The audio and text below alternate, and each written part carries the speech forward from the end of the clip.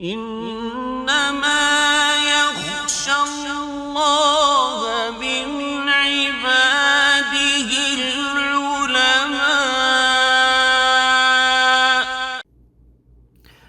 السلام عليكم ورحمة الله وبركاته.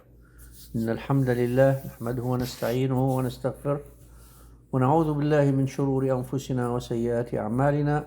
من يهدي الله فلا مضل له ومن يضلل فلا هادي له، ونصلي ونسلم على سيدنا محمد وعلى آله وصحبه أجمعين. وبعد. Today is 16th of August 2026, 2nd of Rabi' al-Awwal 1448, and this is the lesson number 30 in Usool FIqH Dars that we commenced some years ago. Well, it was actually the beginning of this year, these sessions, so it wasn't some years, it's some months. But however, we were talking about Qiyas, deduction. And like we said, Qiyas is the first dalil that is of the ijtihad or out of the text group, which are again Al-Kitab, Al-Quran and Sunnah of Rasulullah Sallallahu Alaihi Wasallam and consensus, ijma'. And Qiyas is the biggest proof actually in Sharia, and it is responsible for a majority of the rulings that we have in Sharia. And why is that? Because it is simple. The incidents that people go through in their life it has no ending.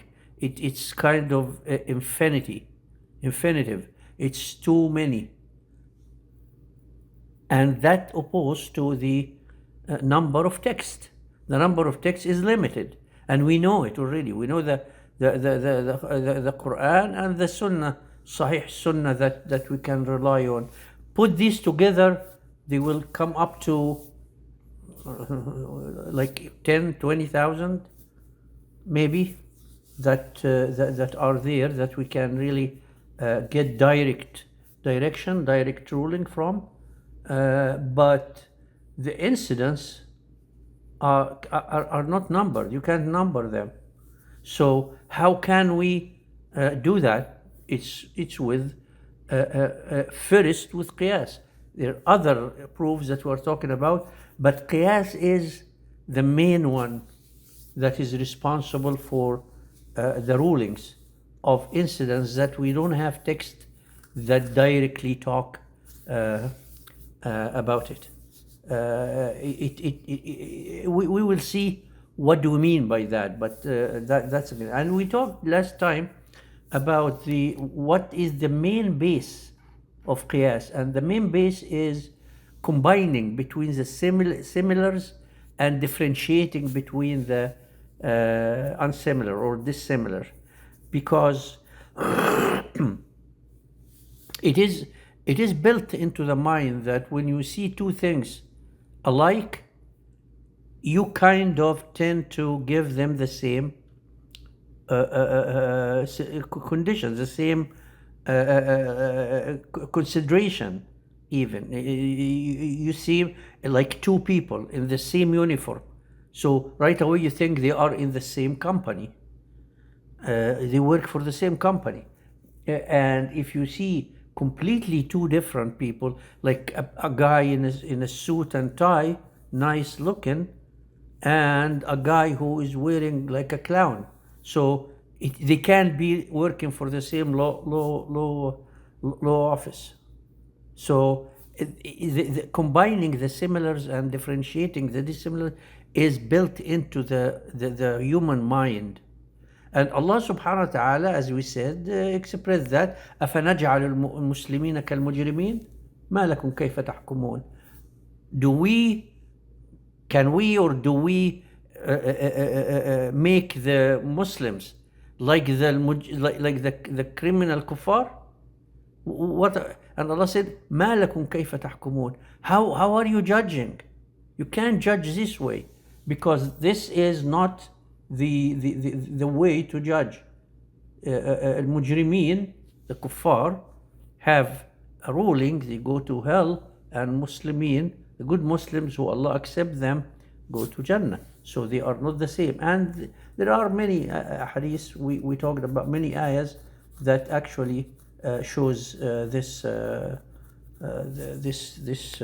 rule, this qaida, or this rule.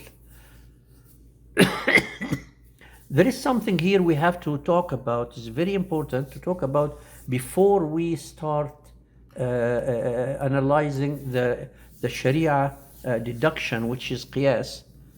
We talk about that is very important in terms of the building the mind that is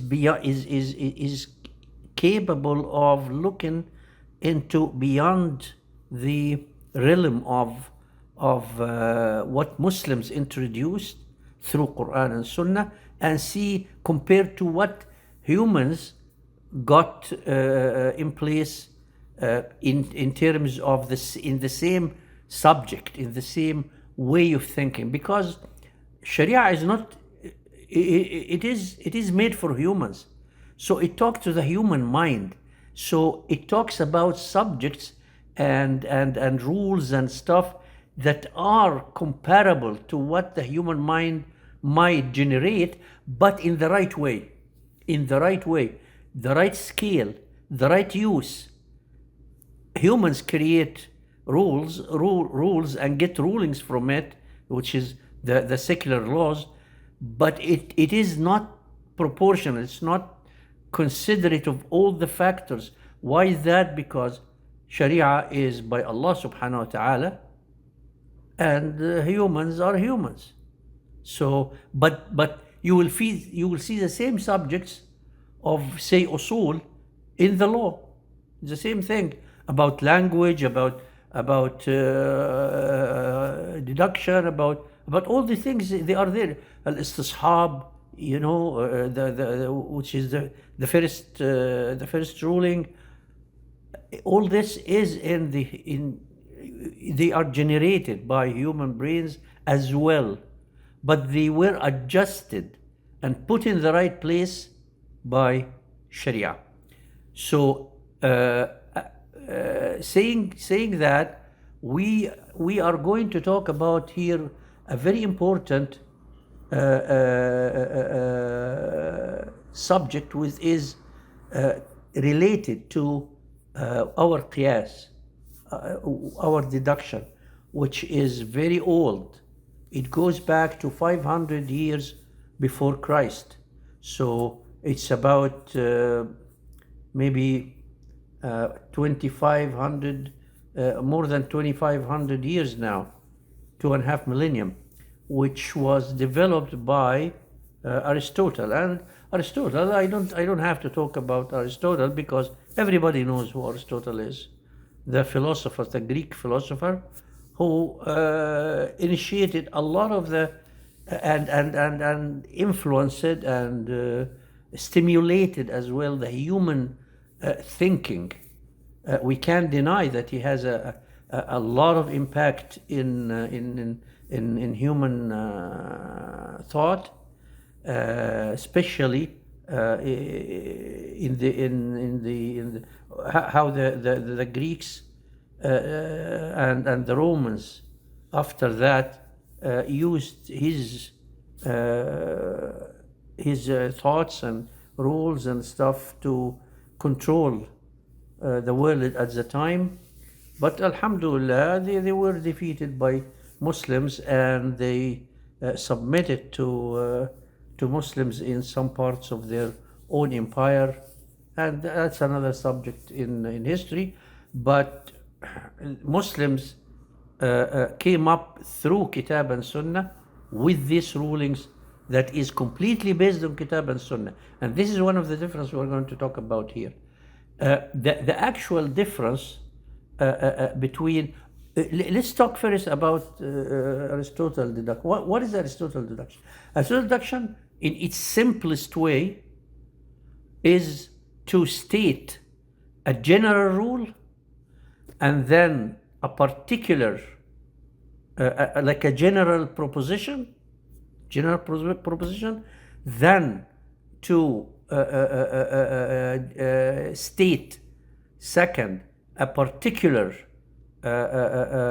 incident, and then put this incident under the general rule in the third line, in the third level. So it consists of 3 steps. A always equals B, and C equals A, then C equals B. Three steps, very clear. The general rule, what is the general proposition? A always equal B. That's the general proposition. Now C equals B. I mean, C equals B. So it's given that A equals C. So this kind of deduction, which are 3 levels, like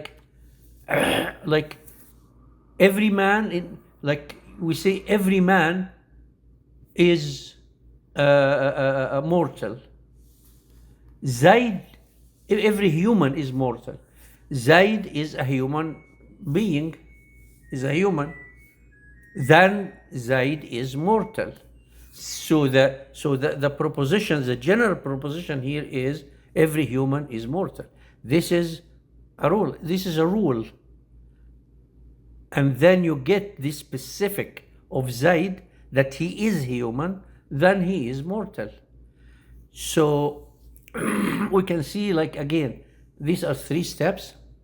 One is general proposition, one is the particular under this proposition, the third is to put this particular under the general proposition or rule.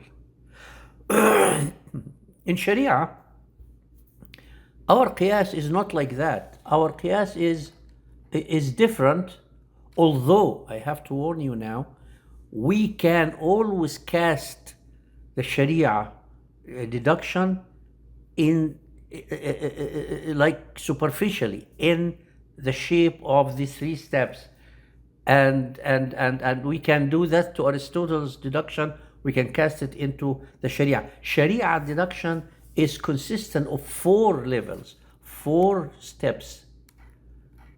So why is that? Sharia said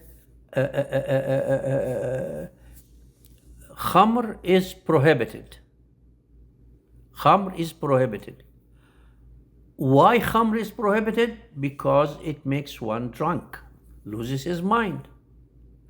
The third one is, this drink makes a person lose his mind. So the fourth one is, this drink is haram, is prohibited. So we can see that there are here 4 levels, not 3. There are 4. We can cast it for 4. We can say khamr is prohibited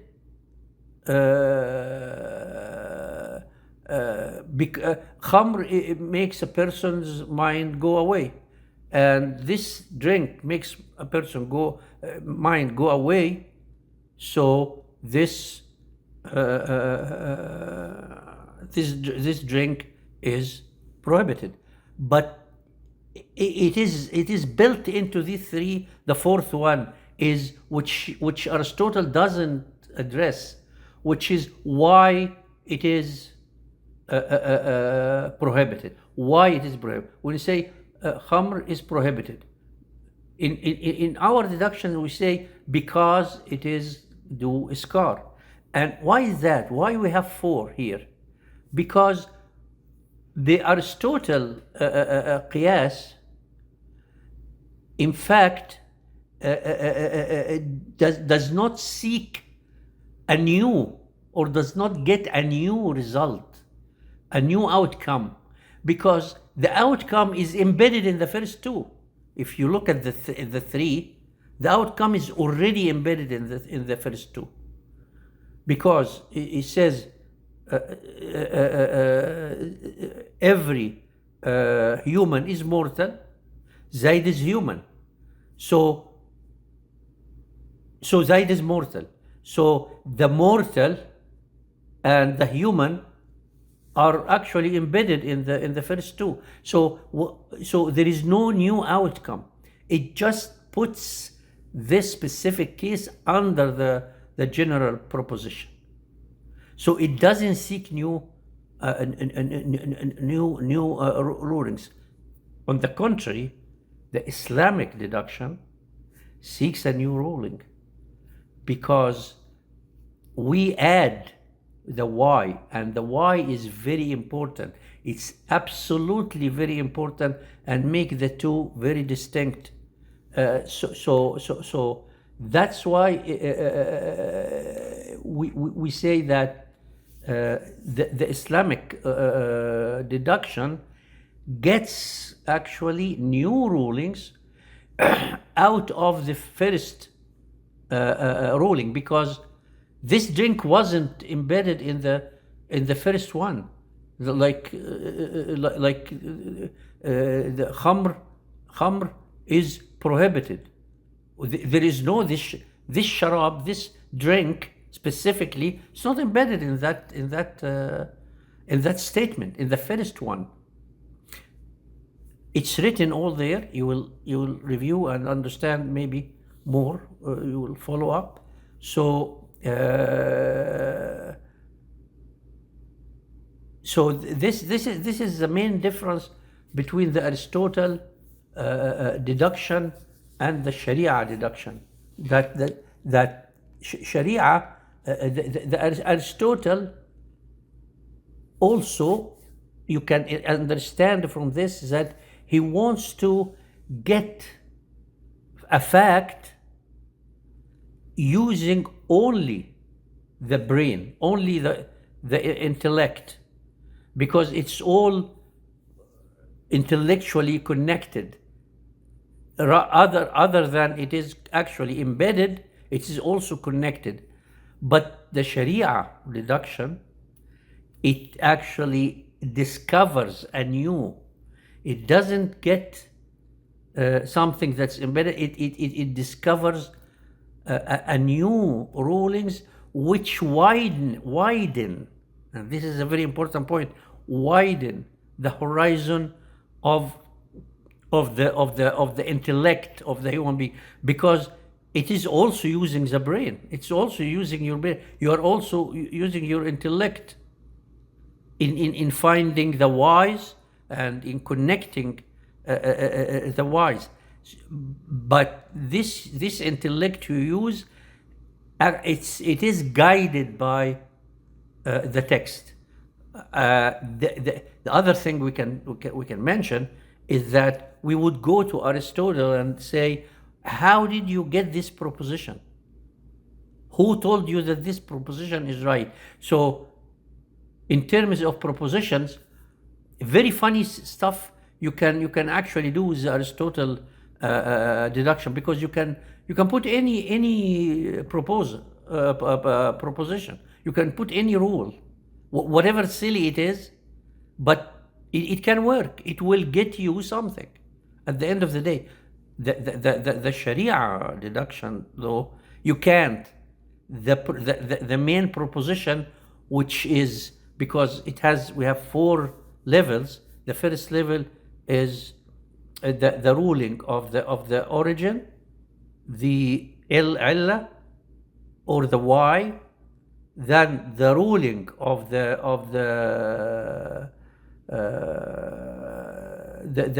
rule, حكم العلة, then the branch, which is the 3rd level, what we are talking about, the drink, the new drink, and then the 4th is the ruling of the drink. So these four, the second one of them, which is the why, is built into intellect. It needs a lot of intellect to get, and we will see that's the subject of the whole study of illah, which is one of the biggest and most difficult parts of Usool al-Fiqh by far, is the study of illah. Like Al-Ghazali, he wrote a complete book about al-illah, which is so good and so great actually to read. It's a little bit hard, but it is so good to read. Everyone who does like research in these things, he has to read it. I have read it a couple of times. It's so good, and you can't read it one time because you need to go back many times to understand what he's saying. But it is so valuable. So so this is the illah that we're going to talk about. Now there is another actually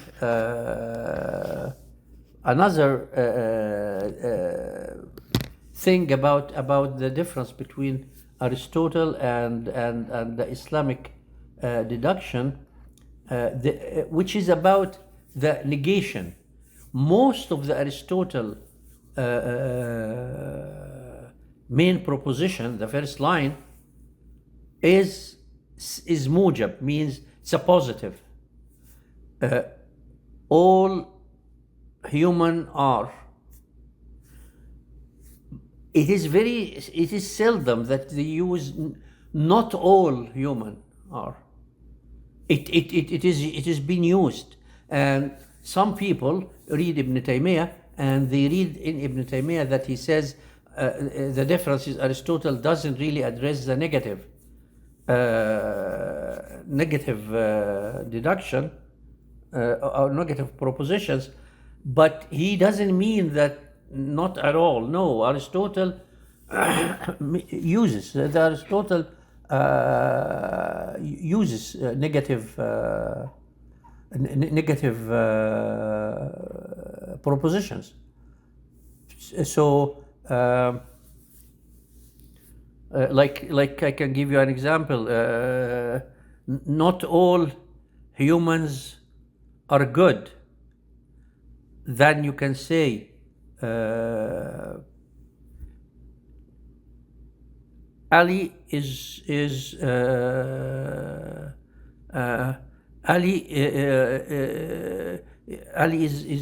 human, so he might be not good. He has to go. So there are ways. That's why this kind of negation is not as good in the Aristotle in the Aristotle logic, but let me just put together, because it is important. Like when we say in Sharia, كل مال غير نام لا زكاة فيه. Every money that does not grow, there is no zakah in it. This is a general position. And we say this money does not grow, so this money does not get zakah. So this is like a Sharia negation, which is clear, and which we actually use a lot.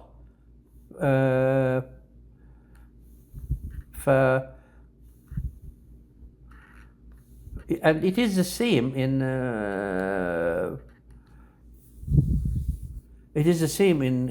the Aristotle deduction as well. And it is very important to actually study. There is a big subject called Al-Qiyas fi Nafi, the qiyas, the deduction, the negation in deduction, or negation of deduction, and it deals with what is the way the negation is put together, because negation can be put together.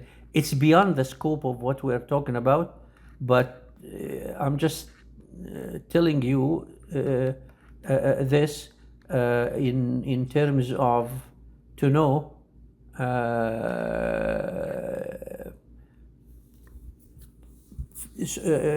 to know what the subject is. So this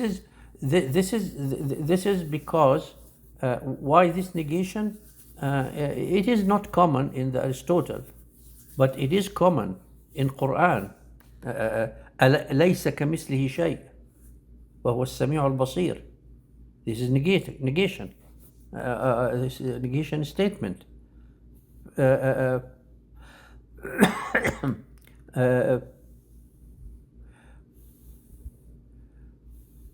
So the main difference here is that أو لا تأخذه سنة ولا نوم أو ولم يكن له كفوا أحد. These are all big propositions, and it's all by negation, but we build on it a lot of results. So it's the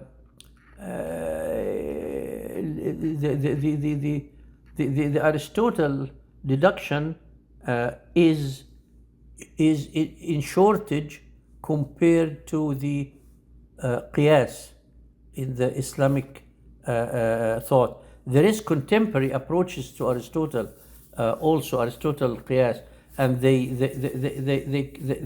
this contemporary Qiyas that they use, it has its own symbols, it has its own approach. It's built on the Aristotle thing, but when you read about it, it's totally, it's almost different. The base is the same, but it is different approach which is widened also the Aristotle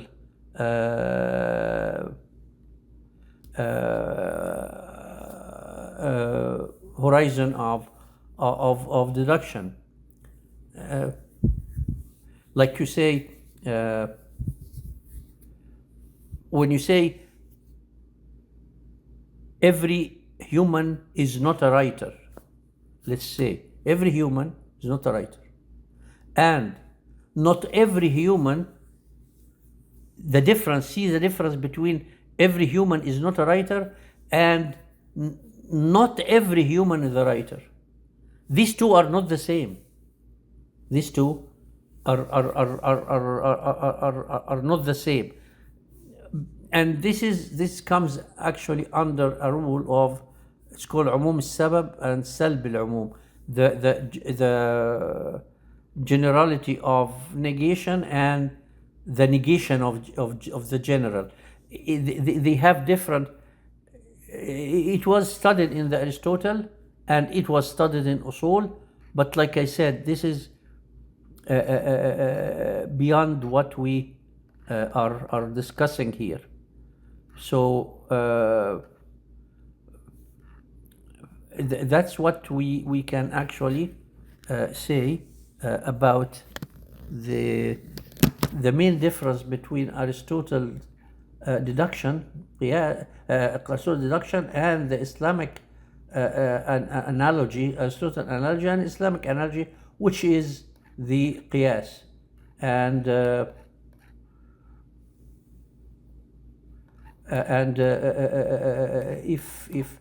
if we are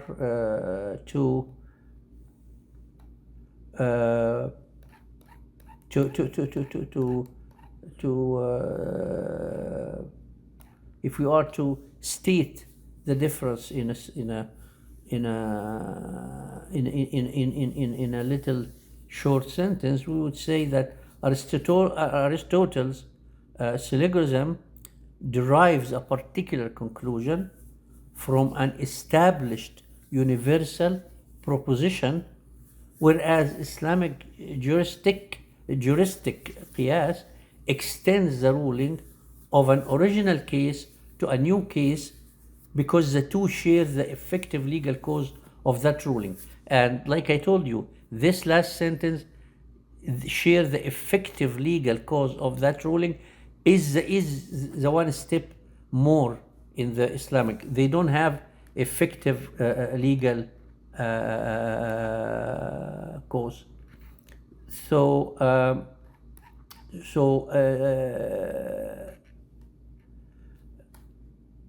having said that, we are going to conclude this lesson, and inshallah we will start next time talking about the proofs of those who deny qiyas, and then we will get to the 4 pillars of qiyas after that. Wassalamu alaikum wa rahmatullahi wa barakatuh.